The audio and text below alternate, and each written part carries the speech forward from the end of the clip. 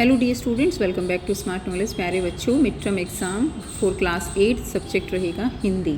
ठीक है, आज आपका जो पेपर हुआ है 14 अक्टूबर को, इसको हम देख रहे हैं। आगे जो बच्चे तैयारी करेंगे उनके लिए क्वेश्चन पेपर हेल्पफुल रहता है। साथ में इवनिंग शिफ्ट के बच्चे देख सकते हैं क्लियर कि किस तरह का पेपर आया है, तो यहाँ से आप इसको देख सकते हो। ठीक है, जैसे ही मार्किंग स्कीम आएगी ना, तो सारे ऑथेंटिक आंसर वहाँ से मैच कीजिएगा। बाकी हम यहाँ पर आपको कुछ आंसर्स प्रोवाइड करा रहे हैं। गद्यांश को पढ़ना था, पूछे गए प्रश्नों के उत्तर, तो बहुत इजी जो है ये गद्यांश दिया गया है, यहाँ से पढ़ सकते हो। सांभर किसके साथ खाया जाता है, तो देखिए यहीं से था कि सांभर जो है वो यहाँ पर सांभर को इडली, डोसा, चावल, वड़े के साथ खाया जाता है। तो ऑप्शन में हमारे पास डोसा है, तो डोसा आ जाएगा। गद्यांश के अनुसार सांभर का स्वाद कैसा होता है, तो देखिए ये दिया गया है ना, खट्टा तीखा स्वाद होता है, तो ये आंसर रहेगा खट्टा तीखा। उसके बाद देखिए गद्यांश के अनुसार सांभर में मुख्य रूप से कौन सी दाल होती है, तो यहीं पे दिया गया था। देखिए इसमें जो है अरहर दाल। ठीक है, सांभर को सेहत के लिए क्यों अच्छा माना जाता है, तो इसमें प्रोटीन और ये सब होता है, तो यहाँ से यहाँ तक इसका आंसर हो जाएगा। उसके बाद पद्यांश को पढ़ना है और पूछे गए प्रश्नों के उत्तर आपको बताने हैं। काव्यांश के अनुसार जीवन में कठिनाइयाँ आने पर क्या करना चाहिए, तो उनका डटकर सामना करना चाहिए। काव्यांश के अनुसार छू सकते हो नभ के तारे में क्या है, कि जीवन में सफल होना। काव्यांश के अनुसार किससे नहीं डरना चाहिए, आंधी और पानी से। दे देखिए इसमें दिया गया था, डरो न आंधी पानी से। ठीक है, काव्यांश के अनुसार हिमालय की दो विशेषताएं, तो कठिनाई और तूफानों में अपने पथ पर अडिग खड़ा रहता है। व्याकरण दी गई है, इसमें गुणवाचक विशेषण, तो देखिए चूड़ियों की विशेषता गोल बता रहा है ना, तो ये गुणवाचक विशेषण हो जाएगा। संख्यावाचक विशेषण, इसमें संख्या है जिसको हम गिन सकते हैं, तो 4 मुंगेरियाँ। परिमाणवाचक की जिसमें जो है मापतोल है लेकिन गिन नहीं सकते, तो 3 लीटर दूध, ये मेन पहचान होती है।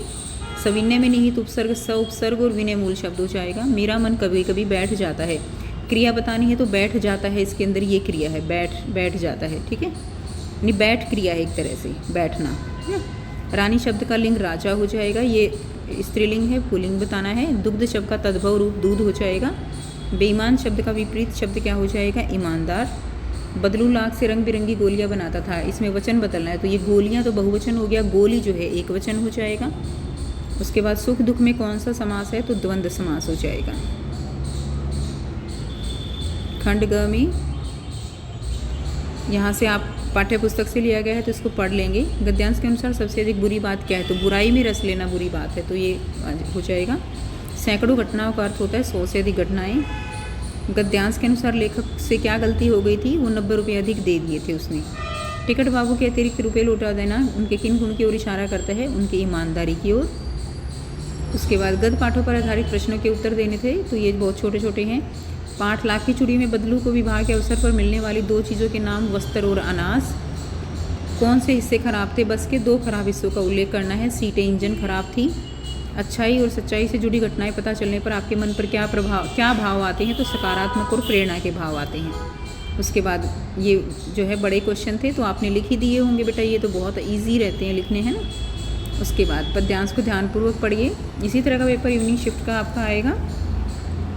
तो ये दोहा है, प्रत्येक दोहे में किसके अनेक होने की बात कही गई है, गाली के। पहला दोहा हमें क्या समाप्त करने की बात कहता है, तो लड़ाई झगड़ा, है ना, कि वहीं जो है हमें किसी को गाली नहीं देनी चाहिए, लड़ाई झगड़ा ख़त्म करना चाहिए। दूसरे दोहे के अनुसार मन कितनी दिशाओं में घूमता है, तो 100 दिशाओं में। ठीक है ना, तो ये देखो मनु तो 10 दिशा फिरी, 10 दिशाओं में, 100 दिशाओं में नहीं आएगा, 10 दिशाओं में घूमता है ना। मनुआ तो 10 दिशा फिरे, यह तो सुमिरन नाही। तो दूसरे दोहे में सुमिरन शब्द का अर्थ है ईश्वर की आराधना करना, कि मन जो है हमारा ईश्वर की आराधना में नहीं लगता, इधर उधर घूमता रहता है। 2 प्रश्नों के उत्तर देने हैं। कबीर साधु की पहचान के लिए किसे महत्वपूर्ण मानते हैं, तो जो है आप इसी को एक्सप्लेन करने थे। तो साधु के लिए ज्ञान को महत्वपूर्ण है, जाति को नहीं मानते। आपके अनुसार हर परिस्थिति में खुश रहने के लिए मनुष्य में कौन से 2 गुण होने चाहिए, संतोष व धैर्य होना चाहिए। भगवान के डाकियों द्वारा लाई गई चिट्ठियों को कौन पढ़ता है, तो पक्षी और बादल पढ़ते हैं। उसके बाद पद्य पाठों पर आधारित प्रश्न दिए गए हैं, तो इनको आपको लिखना था, बड़े क्वेश्चन हैं ये, तो लिख सकते हो आप बहुत आसानी से बेटा। उसके बाद देखिए रचनात्मक लेखन है, एक विषय पर आपको पत्र लिखना था और यहाँ एक विषय पर आपको अनुच्छेद लिखना था, तो ये आपने कर ही दिया होगा। तो ये था कंप्लीट पेपर। जैसे ही इसकी मार्किंग स्कीम आएगी आपके साथ शेयर कर दी जाएगी। तो मिलते हैं आपसे नेक्स्ट वीडियो में मार्किंग स्कीम के साथ। चैनल को सब्सक्राइब कर लीजिए, क्योंकि यहाँ पर आपको सबसे पहले मार्किंग स्कीम भी मिलती है।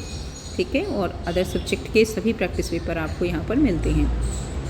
सो मिलते हैं नेक्स्ट वीडियो में।